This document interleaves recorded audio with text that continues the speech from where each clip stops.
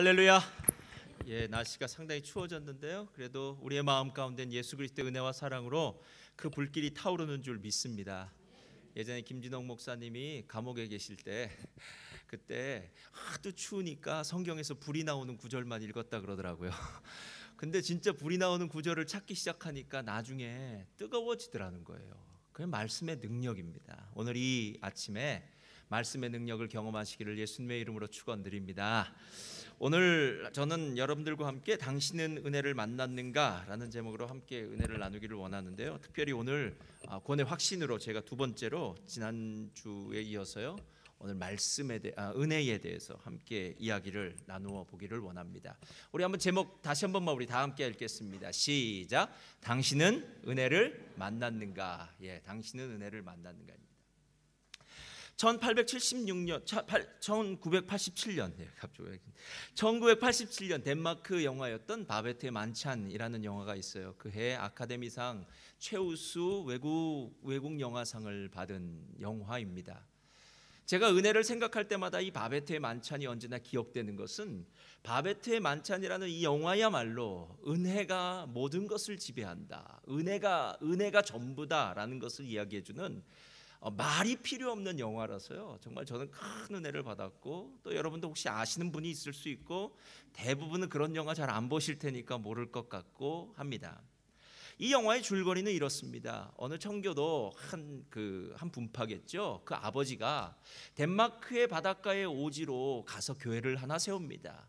그 아버지에는 아주 젊은 사랑하는 두 딸이 있었고요, 늙어서 결혼해서 얻은 두 딸이 있었고, 두 딸과 함께 교회를 잘 운영하면서 삽니다. 그런데 청교도라는 그런 사람들은 그 세상과 이렇게 분리되어서 사는 사람들이니까요, 이 아리따운 두 딸이 세상에 파티라든가 뭐 이런 거 안 가고요, 교회 안에서만 이렇게 잘 자라나요. 참 아름다운 두 딸이 있었는데, 그러니까 청년들이 계속 교회에 오는 거죠. 왜 왔을까요? 그 딸들 만나러 오는 거죠. 그래서 첫째 딸도 달라고 얘기하고, 둘째 딸은 성가대였어요. 성가대. 찬양을 그렇게 아름답게 해요. 그래서 첫째 딸을 연모했던 한 장교도 있었고, 둘째 딸의 그 재능을 안타깝게 생각했던 파리에서 잠시 이렇게 요양 왔던 피핀이라는 사람은 이 딸을 데려가서 파리의 극장에 세워서 프리마돈나가 되게 하겠다라고 얘기하는데 그것도 거절을 해요. 그렇게 시간이 흘러서 35년이라는 시간이 지납니다. 그 35년 동안 아버지 목사님은 돌아가시고, 그리고 그 두 딸은 이제 할머니가 되어서 그 남아있는 몇 명 되는 교회를 이제 지키고 있는 거예요. 그런데 어느 날 그렇게 두 자매 할머니죠. 할머니가 이렇게 지키는데 밤중에 문을 두드리는 소리가 들어서 문 밖을 열어보니까 어떤 한 여자가 초췌하고 남루하게 이렇게 와서 이야기를 하는 거예요. 자기가 멀리서부터 여기까지 왔는데 누군가에게 이야기를 듣고 이곳에 가면은 무엇인가 편안할 수 있겠다고 했겠죠. 안 쉬기 위해서 이곳에 왔는데 나에게는 다른 거 필요하지 않습니다. 그냥 이 집에서 하녀로만 제가 일하겠다고, 월급도 아무것도 받지 않을 테니까. 그래서 그 두 자매 할머니가 그 여자를 받아들여요. 그 사람의 이름이 바베트예요. 바베트가 온 다음부터 집안이 왠지 달라져요. 그 전까지만 해도 돈은 어느 정도 썼는데 음식이 조금 별로였던 것 같은데, 이젠 음식이 좋아지는데도 막 돈이 좀 남기도 하고, 뭐 신도들도, 그곳에 있는 교회 성도들도 이 바베트를 좋아하기도 하고, 그렇게 좋은 날이 시간이 지났는데요, 교회라는 곳이 언제나 그래요. 이렇게 꽉 정체되어 있는 교회이다 보니까 시간이 지나면서 어느 사이에서부터인가 교회 성도들이 서로 분란하기 시작합니다. 옛날에 네가 이렇게 얘기했지, 옛날에 네가 나쁜 짓을 했지, 뭐 이런 서로 간에 비난을 하면서요, 교회 분위기가 아주 나빠지기 시작해요. 그런데 그때 바베트에게 어떤 일이 일어났느냐 하면, 프랑스 파리에 있는 자기 친척이 매년마다 바베트를 위해서 복권을 한 장씩 사는데 그 해에 뭐가 맞았을까요? 복권이 맞은 거예요. 그래서 1만 프랑의 돈을, 1만 프랑이 큰 돈인가 봐요. 큰 돈을 이 바베트가 갑자기 어느 날 복권을 얻게 되는 거예요. 그러니까 이 두 자매 할머니는 생각하기를, 이제 바베트가 돈이 생겼으니까 다시 자기 마을로 돌아가겠구나 하는 생각이 들어요. 근데 바베트는 바닷가에 나서 잠시 무엇을 생각했는지 모르게 생각하고 난 다음에 다시 그 두 자매 할머니에게 와서 이렇게 얘기를 해요. 저 돌아가지 않겠습니다. 대신 제가 한 가지 부탁이 있습니다. 제가 여기에 프랑스식 정찬이죠. 디너를 가지고 우리 성도님들을 한번 이렇게 식탁의 교제 한번 섬길 테니까 성도님들을 한번 모아주시고 소천하신 목사님의 100주년 탄생 기념인데요. 그날 제가 잔치를 베풀겠습니다라고 해요. 뭐라고 얘기하냐면 제일 처음에 얘기한 것은 이건 genuine turtle soup, 그러니까 진짜 거북이 숲이라는 거예요. 근데 진짜 거북이 숲이에요. 진짜 살아있는 거북이를 가져와서 해요. 두 번째, 포도주를 마실 때 했던 얘기는 이 포도주는 1860년 산이라는 거예요. 여러분 이게 말이나 되는 얘기입니까? 1860년 산이라면 포도주가 벌써 100년이 됐다는 얘기예요. 세 번째 이야기하는 것은 이렇게 얘기해요. 자기가 예전에 파리에 있을 때 라이딩 컴페티션을 했다는 거예요. 그때 그것이 끝나고 난 다음에 누가 나를 카페 데 앙글라스라는 어느 식당으로 데리고 갔는데 그 식당의 수석 셰프는 여자였다는 거예요. 그런데 지금 만든 이 음식은 오직 그 카페 데 앙글라스는 그 셰프, 그 여자 셰프가 만든 그 음식하고 똑같다는 거예요. 그러면서 얘기를 하고 있는 거예요. 그래서 실제로 지금 이 장군이 옆에서 설명을 해주고 있는 거예요. 먹어본 사람이니까. 딴 사람들은 그냥 오늘 우리가 서로 싸웠으니까 밥 먹을 때만은 가만히 있자 생각하고 성도들은 가만히 있는데 이야기를 하는 거예요. 이렇게 음식을 다 먹고 난 다음에 집으로 돌아가면서 성도들은 손을 잡고 찬송을 부르기 시작해요. 그러니까 그때까지 있었던 갈등은 다 사라지고, 그리고 난 다음에 두 자매 할머니가 그 음식을 만들었던 바베트에게 찾아가요. 그랬더니 바베트가 이렇게 얘기해요. 내가 바로 그 카페 데 앙글레스라는 그 레스토랑의 수석 셰프였습니다. 그리고 오늘 우리가 먹은 이 음식이 1만 프랑어치입니다. 이렇게 얘기하는 거예요. 실제로 이 영화는요, 음식을 먹고 힐링을 받는다라는 그런 얘기를 하고 있는 게 아니에요. 많은 순간 우리는 은혜 받았다, 힐링되었다라고 얘기할 때 그냥 힐링이 된 거라고 생각하지만 실제로 진짜 힐링이 일어나기 위해서는 그 뒤에 한 사람의 재능과 헌신이 반드시 있어야 된다는 거예요. 아무나 음식을 만들었는데 힐링이 있겠습니까, 여러분? 진짜 이 바베트라는 수석 셰프가 자신의 최고의 재능을 가지고 최고의 재료를 가지고 그 1만 프랑이라는 돈을 들였기 때문에 이것이 진짜 사람들에게 감동을 끼칠 수 있었다라는 것입니다. 실제로 예수님이 왜 죄인들과 세리들과 함께 식탁의 교제를 나누었을까? 실질적으로는 예수님이 세리들과 죄인들과 식탁의 교제를 나누면서 행복했을 수도 있겠지만 그 중심에는 예수님이 친히 우리의 생명의 떡 되시고, 그리고 예수 그리스도의 거룩한 보혈이 우리의 음료수가 되게 하시는, 예수님을 먹고 예수님을 마시는 그 놀라운 축복, 그것은 바로 잔치자리에서 있을 것 같은 그 모습을 보여주기 위함이 아닐까 하는 그런 생각이 들었습니다. 은혜가 무엇입니까? 은혜는 값없이 공짜로 거저받은 선물을 은혜라고 합니다. 그러나 은혜를 얘기할 때 우리가 잊지 말아야 될 것 하나는 무엇이냐면, 은혜는 받는 사람은 공짜로 거저 받았을지 모르지만 주는 사람에게는 큰 희생과 헌신이 반드시 있었기 때문에, 누군가 값을 치루었기 때문에 그것이 나에게 공짜로 주어진 것이지 아무 값도 없이 은혜로 주어진 것은 없더라라는 것입니다. 교회는 은혜라는 말을 제일 많이 들을 수 있는 곳입니다. 설교 말씀을 듣고 난 다음에 은혜 받았다고 얘기합니다. 몇 명이 할 수 있고요. 성가대 찬양이 끝나고 난 다음에도 얘기합니다. 와, 오늘 성가대 찬양 은혜스러웠다고 얘기합니다. 누군가 기도를 잘하고 난 다음에도 와, 참 은혜스러운 기도였습니다 라고 이렇게 얘기해요. 그러니까 교회에서 일어난 모든 일들은 다 은혜를 붙일 수 있어요. 그런데 진짜 은혜가 있습니까? 진짜 은혜를 받았습니까? 진짜 은혜가 무슨 뜻인지 아십니까? 라고 물어보면 진짜 은혜에 대해서 잘 알고 있는 사람이 몇 명이나 될까? 진짜 은혜를 누리는 사람이 몇 명이나 될까 하는 그런 생각이 들더라는 거예요. 성경은 하나님의 은혜, 예수님의 은혜라고 얘기할 때 예수님의 희생과 헌신으로 말미암아 우리에게 값없이 주신 선물입니다. 자, 저를 따라 하시기 바랍니다. 은혜는 하나님의 값없이 주시는 선물입니다. 선물이에요, 선물. 그래서 은혜가 반드시 있어야 되고 은혜가 없으면 안 됩니다. 신앙은 처음부터 은혜로 시작해서 마지막도 은혜로 맞춰야 되는 것. 그래서 성경에는 은혜의 반대말을 무엇이라고 이야기하면 삭시라고 얘기하는 거예요. 웨이지요. 내가 수고하고 노력하고 일해서 얻은 게 은혜가 아니라 나는 그것을 받을 만한 자격이 없었는데 하나님께서 내게 주신 선물이 바로 은혜더라라는 것입니다. 우리가 읽은 이사야서 55장 1절이 바로 그 은혜에 대해서 잘 설명하고 있는 부분이에요. 한번 펴주세요. 다 같이 읽겠습니다. 시작. 오호라 너희 모든 목마른 자들아 물로 나아오라. 돈 없는 자도 오라. 너희는 와서 사 먹되 돈 없이 값없이 와서 포도주와 젖을 사라. 여기서 가장 중요한 두 단어들이 있는데 뭐냐면요, 모든 목마른 사람들아 라는 말이에요. 모든 목마른 사람이라는 것은요, 실은 이 땅에 살고 있는 모든 사람은 어떤 연유에서건 목마를 수 있다라는 거예요. 그런데 이걸 실제로 살아보면 알게 돼요. 제가 젊은 사람들한테 가끔 얘기할 때 이렇게 얘기합니다. 젊어서 건강이 있으면 돈이 없고 나이가 들어서 돈이 있으면 건강이 없으니까 있을 때 잘 쓰라고 얘기합니다.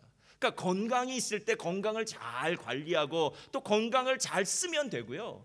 나이 들어 건강이 없을 때는 건강에 대해서 신경 쓰지 말고요, 있는 거 잘 사용하면 됩니다. 여러분, 우리의 삶 가운데는 언제나 결핍이 있다는 거 아십니까? 분명히 내가 원하는 어떤 것을 얻었고 원하는 자리에 올라갔는데 막상 올라가 보니까 뭔가 부족하더라는 거예요.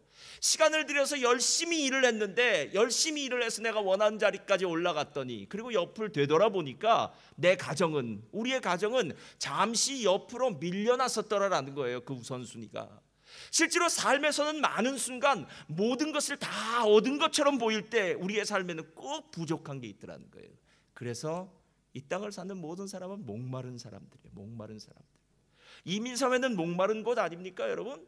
이곳에선 사람이 그립지 않습니까? 한국 같으면 친구들도 많고 나가면 내 나라 말, 내 문화를 사용하는 사람들이 함께 있기에 외로움 느끼지 않았던 사람들도 이민사회에 살다 보면, 또 멜번처럼 사람이 많지 않은 곳에 살다 보면요, 어느 순간인가 사람이 그리워지기 시작합니다.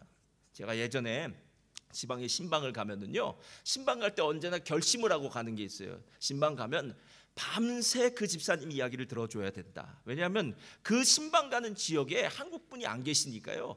목사님이 나타나면 그때부터는 목사님이 이야기를 들어줘야 되는 분이에요. 제가 그래서 새벽 3시까지도 이야기를 들었습니다. 예. 새벽 3시까지 이야기를 듣고 난 다음에 그분이 나중에 밤기에 이렇게 들려오더라고요. 최주호 목사는 좋은 사람이라고.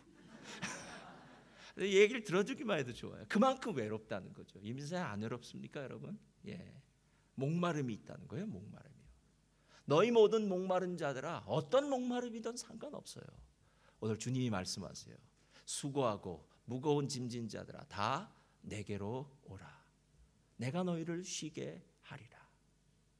그러면서 더 재미있는 말을 하는데요, 그 다음에 이렇게 얘기해요. 너희 돈 없는 자도 나오고 돈 없이 값없이 와서 포도주와 젖을 사라. 우리는 세상의 모든 일은요, 주고받는 거 아닙니까? 내가 그 물건을 사기 위해서는 그 물건의 가치에 해당하는 돈을 주었기 때문에, 재화를 주었기 때문에 그 사람이 반대로 나에게 물건을 주는 것입니다. 그렇죠? 누구를 위해서 일해 주었기 때문에 그 사람이 반대로 내게 월급을 주는 것이고, 누군가에게 무엇을 주었기 때문에 반대로 사랑을 받는다라고 생각해요. 그래서 이 세상의 모든 거는요, 다 기브 앤 테이크예요. 기브 앤 테이크. 그러나 은혜만은 달라요. 은혜만은 달라요. 하나님의 은혜만은 우리가 하나님을 향해서 해준 것이 하나도 없는데, 우리가 하나님 앞에 뭐 잘난 것도 없는데, 하나님이 어느 날 이 땅에 살고 있는 우리를 불쌍히 여기셔서 예수 그리스도 보내주셔서 우리에게 구원을 주시고 영생을 주시고 천국을 주신 것. 할렐루야. 이게 하나님의 은혜가 아니겠느냐라는 거예요. 그래서 제가 처음 교회 나오시는 분들에게, 우리 교회 처음 나오시는 새가족반이나 처음 나오시는 분들에게 이야기를 하다가 두 가지 이야기를 하는 게 생각이 났어요. 첫 번째는 그분들에게 이렇게 얘기해요. 그럼 성도님 그분에게 이렇게 말씀드려요. 여러분, 성도님, 예수 믿으면 절대로 후회하지 않습니다. 이렇게 얘기해요. 세상에 어떤 일도 후회할 가능성이 있는 일들이에요. 예를 들어서 결혼은 해도 후회고 안 해도 후회입니다. 해도 후회고 또 안 해도 후회예요. 안 해본 길에 대해서는 언제나 후회고요, 또 가본 길도 언제나 내 마음대로 100% 맞는 길은 없을 수 있어요.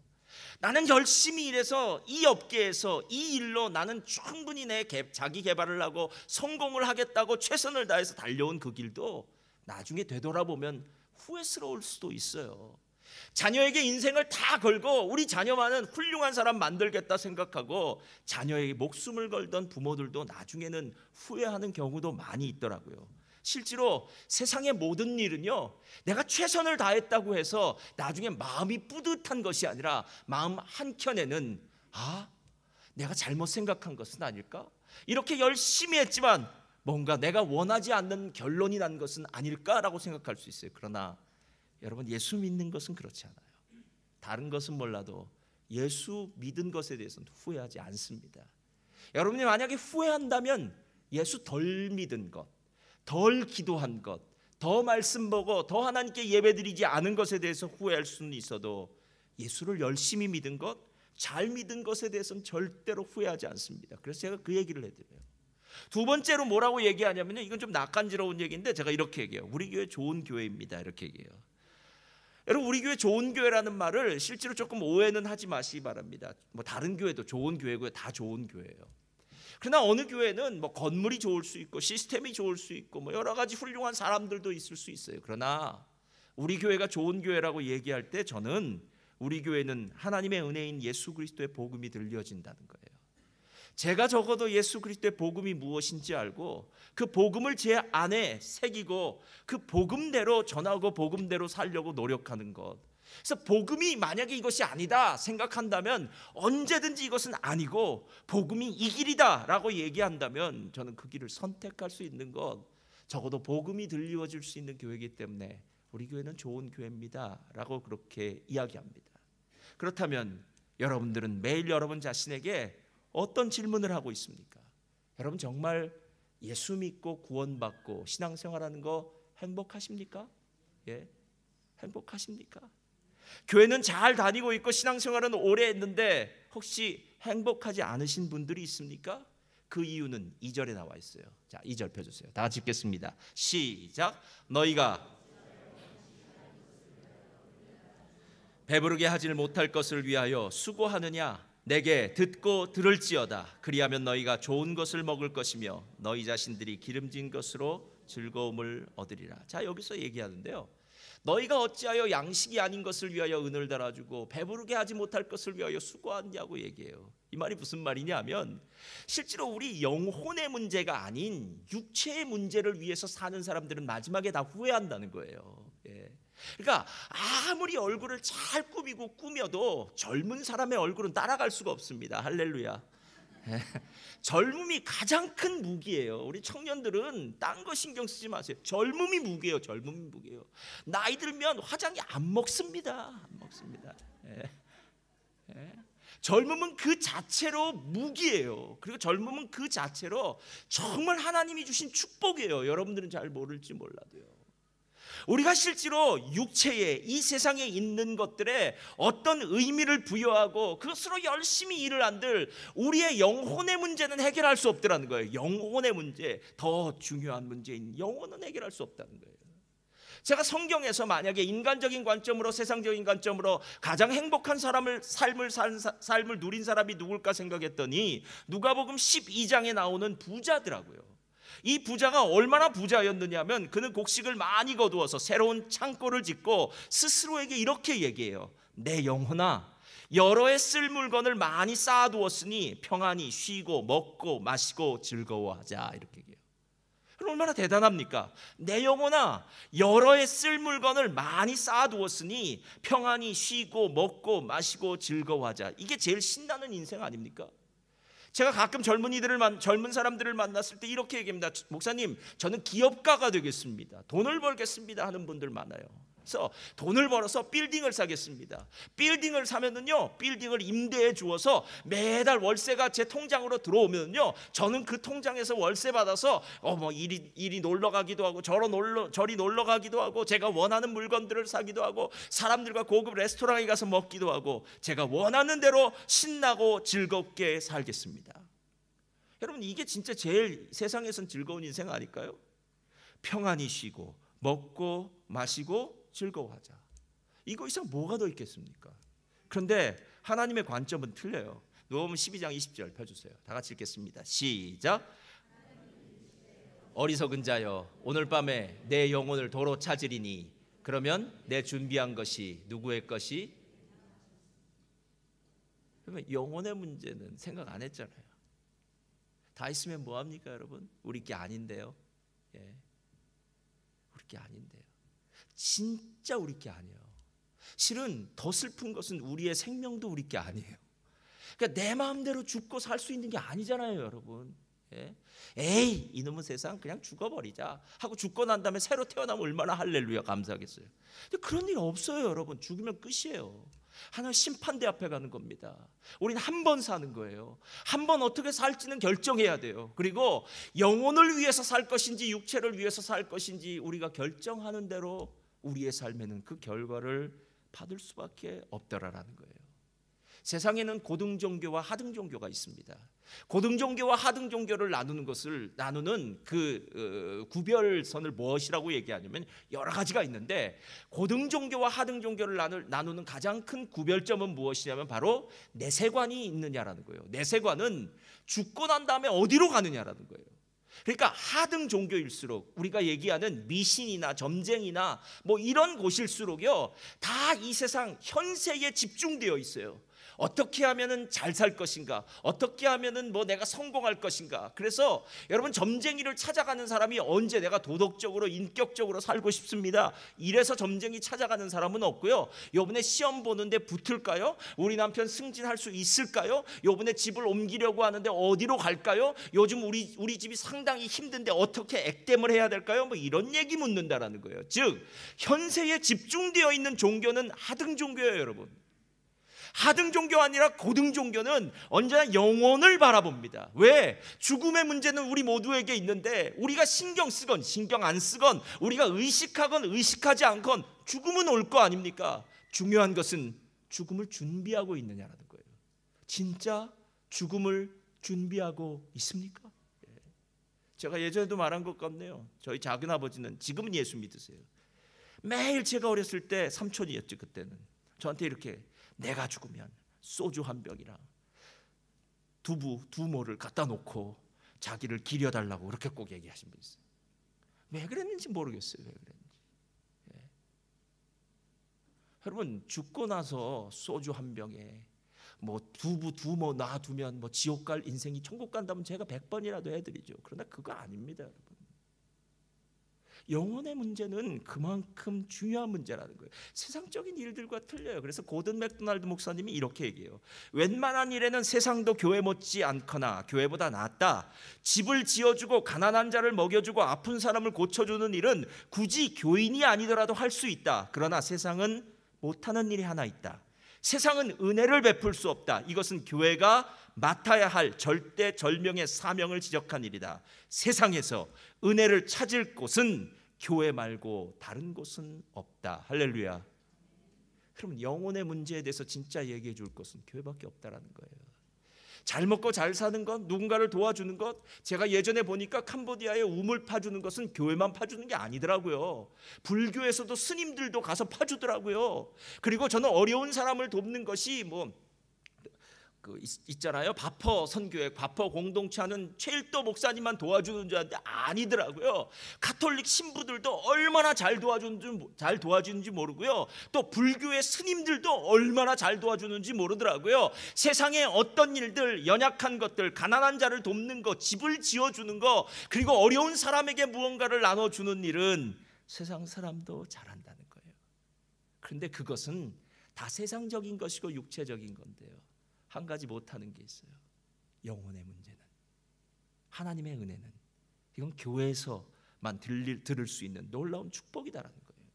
그러면 그 놀라운 축복, 하나님의 은혜를 어떻게 받을 수 있을까요? 2절과 3절에 이야기를 이렇게 해요. 2절 한번 펴주세요.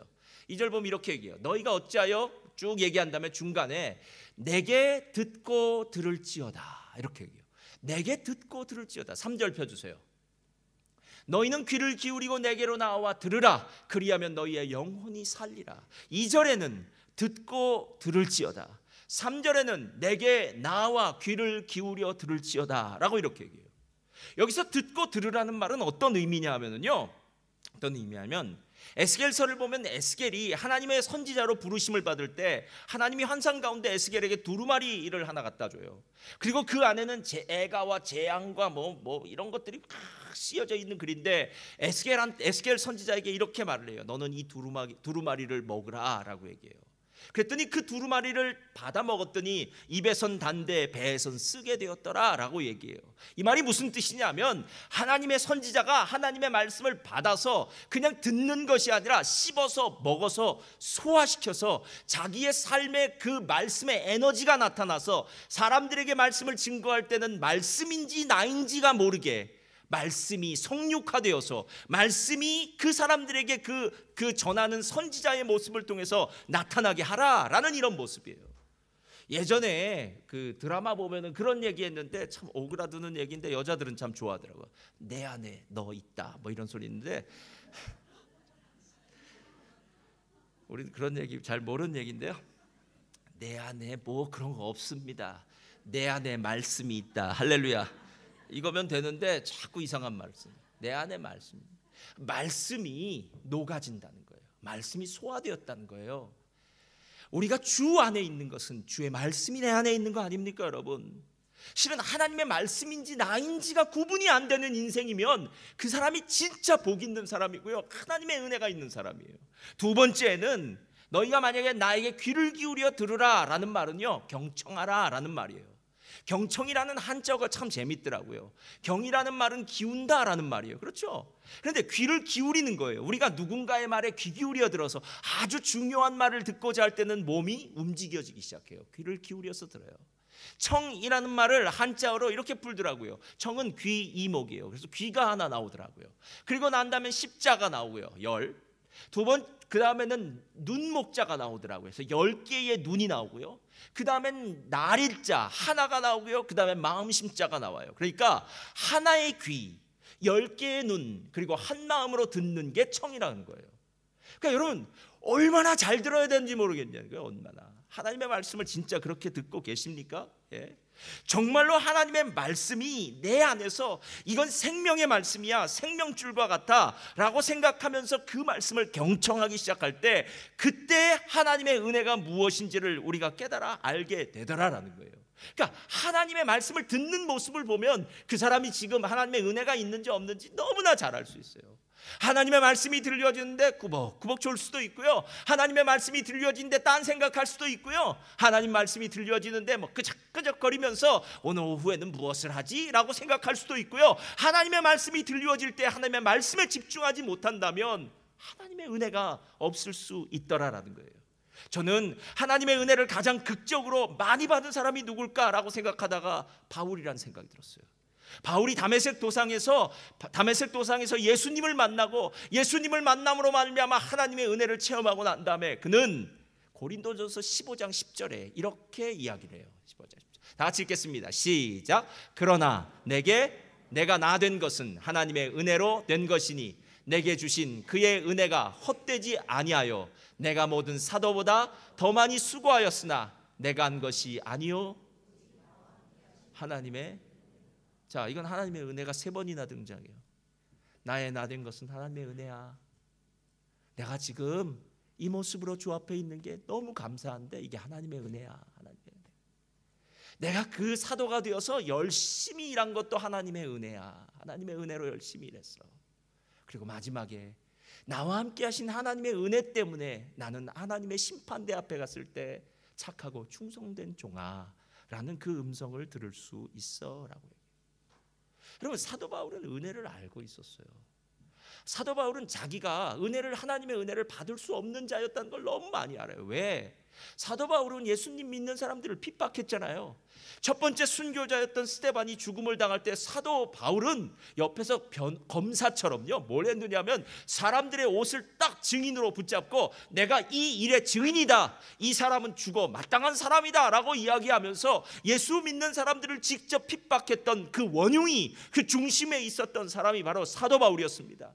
그것도 모자라서 그는 대제사장의 공문을 받아가지고 세계에 흩어져 있는 여러 유대인 중에 예수님을 믿는 사람들을 핍박하기 위해서 가다가 하나님의 은혜를 체험한 것 아닙니까?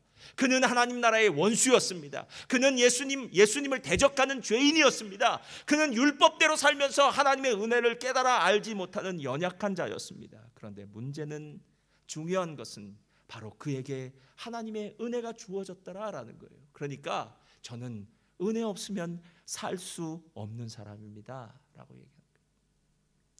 여러분 어떠십니까? 오늘 제목은 바로 당신은 은혜를 만났는가 입니다. 여러분 정말 은혜를 만나셨습니까? 신앙생활 오래 한 거 얘기하지 말고요. 수십 년 된 거 아무 의미 없습니다. 지금 여러분 진짜 은혜를 만나셨습니까? 그 말은 지금 그 은혜 때문에 행복하십니까? 지금 그 은혜 때문에 기쁘십니까? 지금 그 은혜가 여러분의 마음에서 정말 샘물이 솟아나듯이 솟아나고 있습니까? 제가 신앙생활을 오래 하다 보니까요, 언제나 기쁘고 언제나 감사와 감격이 나오는 건 아니더라고요. 어떤 때는 힘들기도 하고, 어떨 때는 짜증이 나기도 하고, 어떨 때는 불평과 원망이 나오기도 하고, 어떨 때는 갈등이 있기도 하고 했어요. 예전에는 제가 그런 갈등과 그런 일들이 벌어지면 이때 무슨 생각이 들었냐면 이렇게 생각했어요. 야, 살다 보면 어떻게 매일 좋은 일이 있을 수 있니? 어차피 좋은 일도 있었다, 나쁜 일도 있었다, 이렇게 올라갔다 내려갔다 업앤다운 하는 거야. 그러니까 그런 시간도 있을 거야 라고 생각했었는데요, 성경을 다시 묵상하다가 아니라는 걸 깨달았어요. 우리 안에 있는 하나님의 은혜를 빼앗아가기 위해서 호시탐탐 노리는 누가 있죠? 나쁜 놈? 사탄이 있어요. 여러분 우리가 영적 전쟁 가운데 있다는 거 아십니까? 기분이 괜히 짜증나고 답답한 게 아니라요, 사단의 영향력이 하나님의 은혜를 덮어버렸어요. 하나님의 은혜를 덮어버렸어요. 사단의 영향력이 하나님의 은혜를 옆으로 밀기 시작했어요. 그래서 내 마음의 중심에 하나님의 은혜에 대한 감격은 사라지고 불평, 원망, 짜증, 미움이 그 자리를 차지하고 내가 진짜 하나님의 은혜가 있지 않은 사람처럼 만들더라라는 거예요. 저는 중세 카톨릭이 얼마나 타락했는지 로버트 카펀이라는 사람이 한 얘기를 보면서요, 그렇다, 이게 맞다라는 생각이 들었어요. 그 사람이 하는 얘기를 한번 잘 들어보세요. 중세의 종교개혁이 일어날 때 상황이 이랬다는 거예요.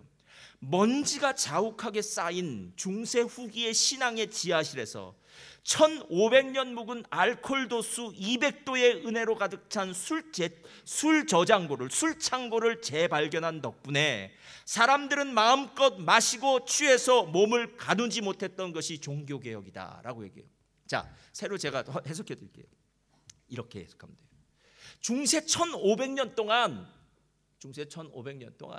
하나님의 은혜다, 하나님의 은혜가 있다라는 사실에 대해서는 다 저 뒷전에 숨겨둔 채 너희들이 하나님 앞에서 율법을 잘 지키고 살아야 돼, 너희들이 이런 공로를 가지고 하나님 앞에 살아야 돼, 너희들 회개하지 않으면 죽어 라고 이렇게 엄포를 놓으면서 중세 교회가 사람들을요 아주 노예처럼 만들어 버렸다는 거예요. 마치 마틴 루터가 자신의 삶 가운데 끊임없이 일어나는 죄와 싸우다 보니까요 하나도 행복하지가 않은 거예요. 예수님을 믿으면 더 행복해야 되는데, 예수님을 믿으면 더 기뻐해야 되는데, 예수님을 믿으면 더 자유로워져야 되는데요, 예수님을 더 깊이 믿으면 믿을수록 더 불안해지고 더 짜증이 나고 분노가 나고 싫어지고 힘들어지기 시작하더라는 거예요. 중세 1500년 동안 하나님의 은혜가 저기 술 저장 창고에 먼지가 가득 쌓인 채 저기 놓여져 있었다는 거예요. 그런데 종교개혁자들이 그 술 저장 창고에 있었던 100도가 아닌 200도짜리 그 술을 꺼냈다는 거예요. 그래서 사람들이 마시기 시작했다는 거예요.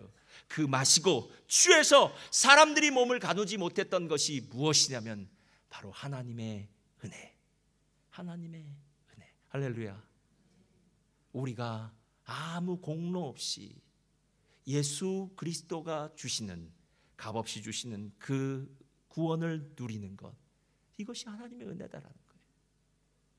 여러분 우리가 가끔 예수를 믿지 않는 친구들이나 가족들을 보면서 제일 안타까운 게 뭔지 아십니까? 예수 믿는 거 안 어렵잖아요. 그렇죠? 그냥 믿기만 하면 되잖아요. 근데 그걸 안 하는 거예요. 그래서 답답한 거예요.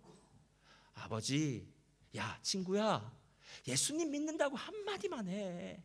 예수님이 나의 죄를 위해 십자가에 죽으시고 부활하셨어 라는 그 한마디만 하면 돼. 나는 예수님이 주시는 구원을 받겠다라고 얘기하면 돼.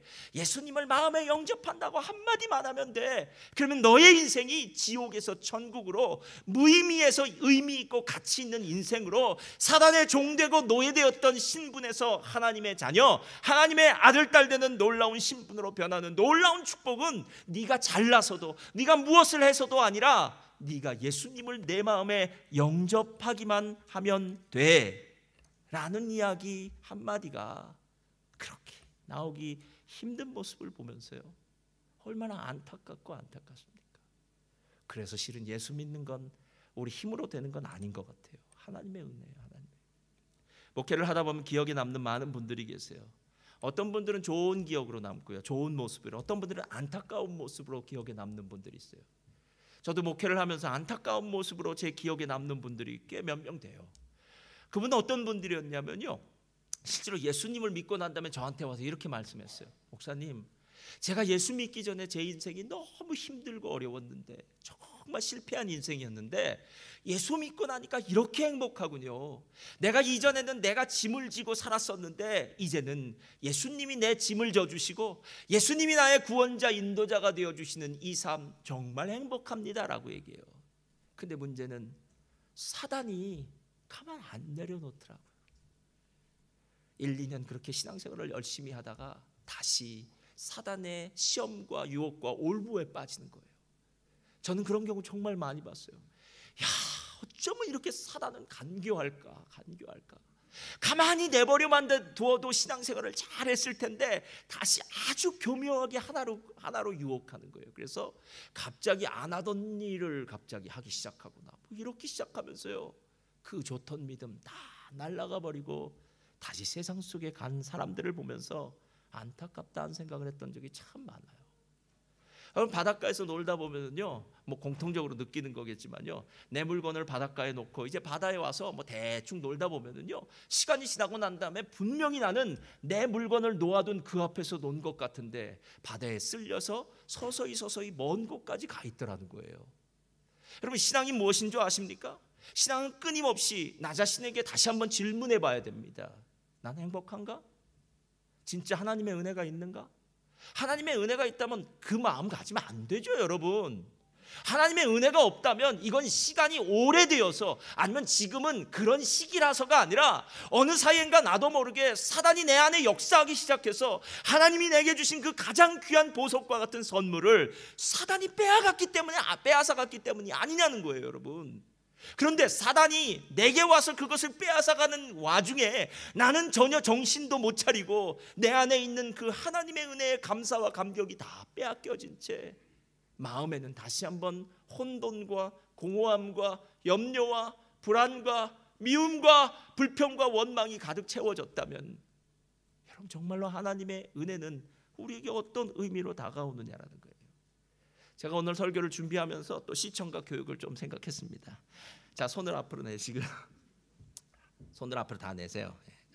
자, 한번 박준석 집사님 손 내세요. 다 보여요. 다 보여요. 손 내세요. 저 뒤도. 자, 이제 후 한번 불어보세요. 자기가 그 냄새를 맡아보세요.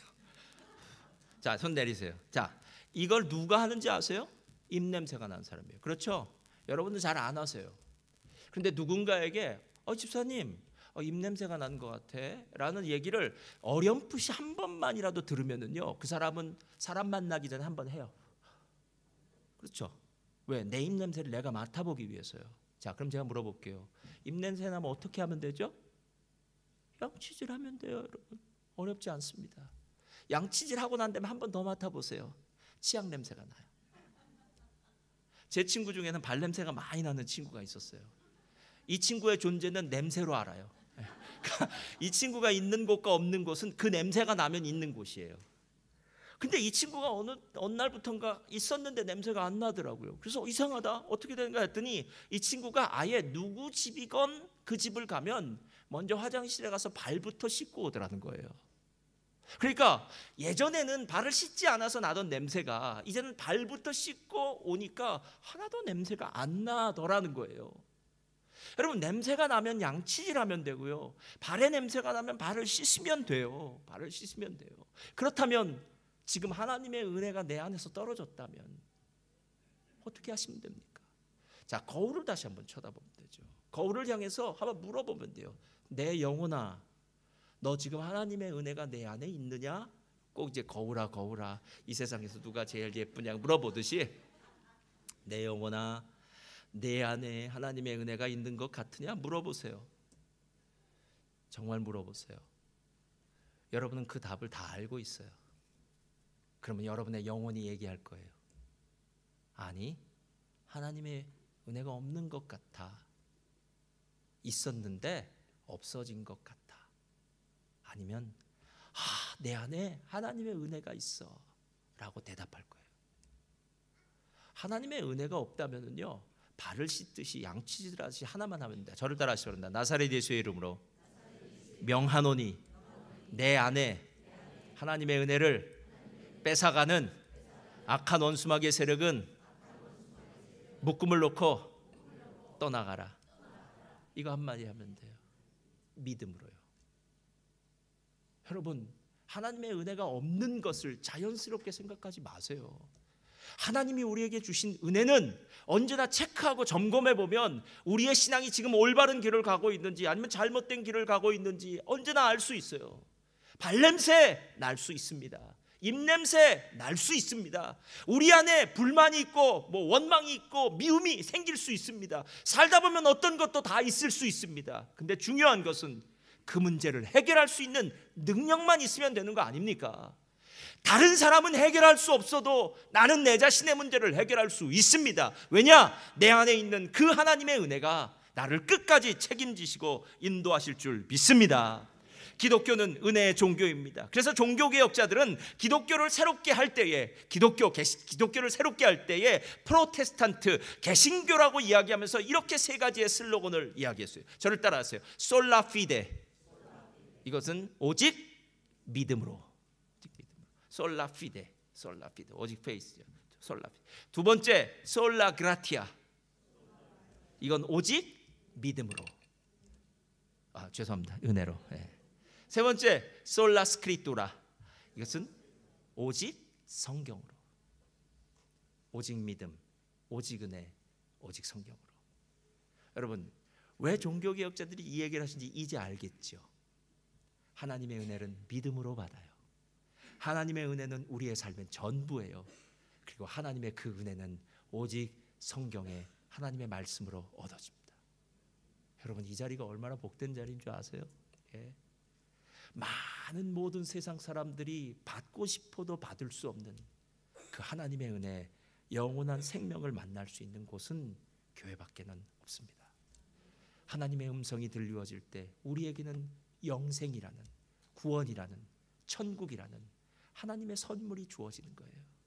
저는 우리 성도님들 한 분이라도 그 영생, 구원, 천국의 선물을 잊어버린 채 세상 가운데 낙심하며 절망하며 염려하며 사는 분들은 한 분도 없기를 바랍니다. 매일매일 주님의 이름으로 승리하시기를 예수님의 이름으로 축원드립니다. 아멘.